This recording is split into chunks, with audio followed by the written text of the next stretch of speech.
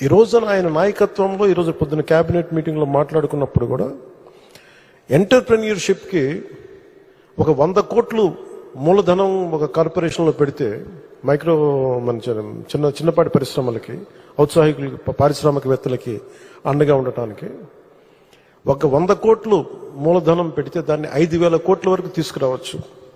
అలాగే 500 కోట్లు పెడితే దాన్ని 20,000 దాకా తీసుకెళ్లొచ్చన్న ఈ రోజు నా ప్రతిపాదన చాలా అద్భుతంగా ఉంది. ఇవన్నీ చెయ్యాలి అంటే ఈ రాష్ట్రాన్ని, ఉమ్మడి రాష్ట్రాన్ని దిశానిర్దేశాన్ని మార్చిన వ్యక్తి, మైక్రో మన మన ఈ విపరీతం బలమైన సంస్కరణలు తీసుకొచ్చిన వ్యక్తి SEZs ద్వారా కానీ, అభివృద్ధి కానీ, అలాగే మన ఇజ్రాయలీకి సంబంధించి ఈ మైక్రో ఇరిగేషన్ ఇలాంటివన్నీ మొట్టమొదటి తీసుకొచ్చిన వ్యక్తి. చాలా సింపుల్గా ఉంటాయి. ఇంకుడు గుంతలు అంటే అది చూడటం చాలా మందికి ఆ టైంలో హాస్యాస్పదం, ఏంటి గుంతలు తవ్వుకోవడం ఏంటని. ఆయన దార్శనికులు, ఆయన హెడ్ చూడగలరు. దానికి చాలామంది మేధావులతో మాట్లాడాలి. అలాంటి మేధావులతో కూర్చొని వాళ్ళని అర్థం చేసుకొని తనతో పాటు సహచరులు ఒప్పించి ఈ రోజున ఒక ఇంకుడు గుంతలు అనేది మనకి మన ఇంటి నిర్మాణంలో ఒక భాగం అయిపోయింది. ఇలాంటి ఎన్ని తీసుకున్నా, చిన్నది పెద్దది ఎన్ని తీసుకున్నా అనునిత్యం నన్ను ఆశ్చర్యపరుస్తూనే ఉంటారు ఆయన. ఎప్పుడు చూసినా నాకు ఒకటి అనిపిస్తే ఈ నుంచి ఎంత నేర్చుకోగలం మనం, ఎంత ఆయనకి పక్కన ఉండి చేదోడు వాదోడుగా ఉండగలం. నాకు ఇదే తలంపు ఉంటుంది. అలాంటి పెన్షన్లు కూడా ఎలా పెంచగలం అంటే మనం పెంచుదాం, నాకు ఒక అవగాహన ఉందండి.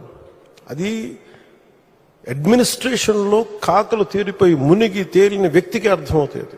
మంచి మనసు ఉండొచ్చు, చెయ్యాలన్న తపన ఉండొచ్చేమో, కానీ దానికి తగ్గ అవసరమైన ప్రతిభ లేనప్పుడు, అనుభవం లేనప్పుడు, మనుషుల్ని కలుపుకెళ్ళగలిగే సమర్థత లేనప్పుడు అది ఎవరి వల్ల కష్టం అవుతుంది. అలాంటిది ఆయన అద్భుతంగా 4,000 ఇవ్వడం ఒకటైతే, మొదటి నెల ఒక్కొక్కరికి 7,000 చొప్పున ఒకటే రోజున 65.18 లక్షల మందికి, అది కూడా ఇంటింటికి వెళ్ళి 4,400 కోట్ల రూపాయలని పంపిణీ చేపట్టడం, చేతికి డబ్బులు ఇవ్వడం, దేశంలోనే సంక్షేమంలో ఇది ఒక తిరుగులేని చరిత్ర. మనస్ఫూర్తిగా గౌరవ ముఖ్యమంత్రి గారికి ధన్యవాదాలు తెలుపుతున్నాను.